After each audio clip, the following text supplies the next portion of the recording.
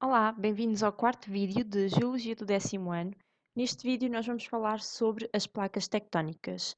A ideia de mobilismo geológico começou em 1912 com a teoria da deriva dos continentes de Alfred Wegener.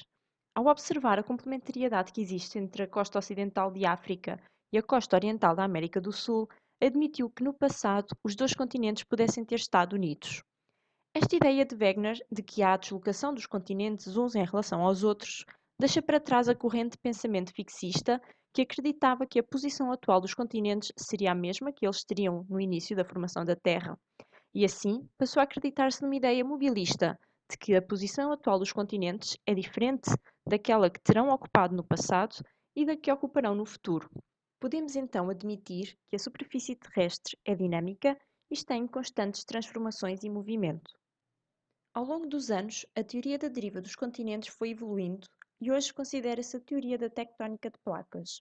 Segundo esta teoria, a litosfera, a parte rígida da superfície da Terra formada pela crosta e uma pequena parte do manto superior, encontra-se fragmentada em diferentes porções designadas placas litosféricas.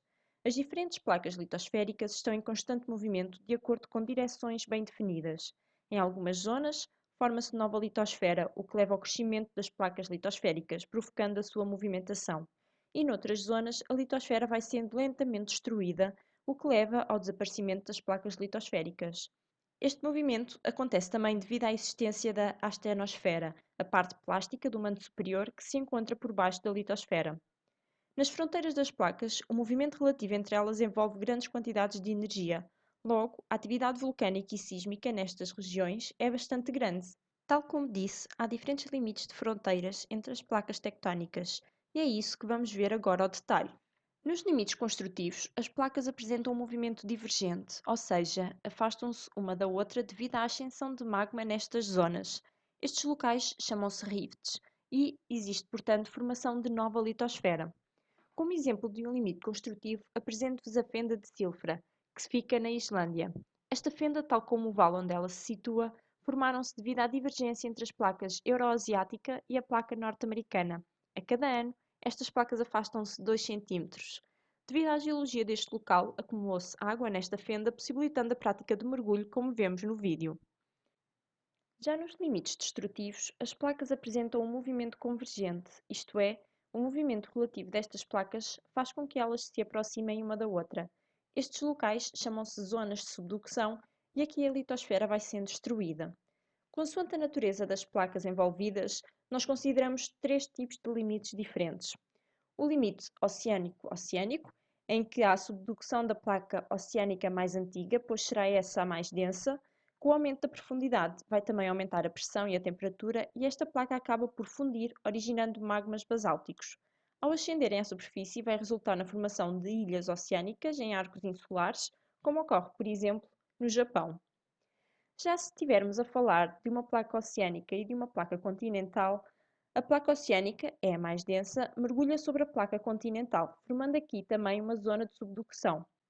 A crosta continental, por ser mais espessa, acaba por sofrer dobramento, o que origina o fenómeno de orogenia, ou seja, a formação de cadeias montanhosas, que é o caso dos Andes na América do Sul, em que há a colisão da placa sul-americana com a placa de Nazca. Por último, temos o limite continental-continental, em que há a colisão entre duas placas continentais, que, sendo ambas de baixa densidade, dobram e deformam-se, provocando orogenia em vez do fenómeno de subducção. É este processo que está na origem dos Himalaias, com a colisão entre a placa indiana e a placa euroasiática. Por último, nos limites conservativos, as placas apresentam um movimento transformante, deslizando lateralmente uma em relação à outra, não havendo formação nem destruição da litosfera, que é o exemplo da falha de Santo André, na América do Norte. E hoje o vídeo foi um bocadinho mais curtinho que o habitual, mas espero que tenha sido bastante claro para vocês. Não se esqueçam de subscrever ao canal, deixar um gosto se o vídeo vos foi útil e deixar também a vossa opinião na caixinha dos comentários. Se tiverem alguma dúvida, podem também entrar em contato comigo através do meu Instagram. Um beijinho e bons estudos!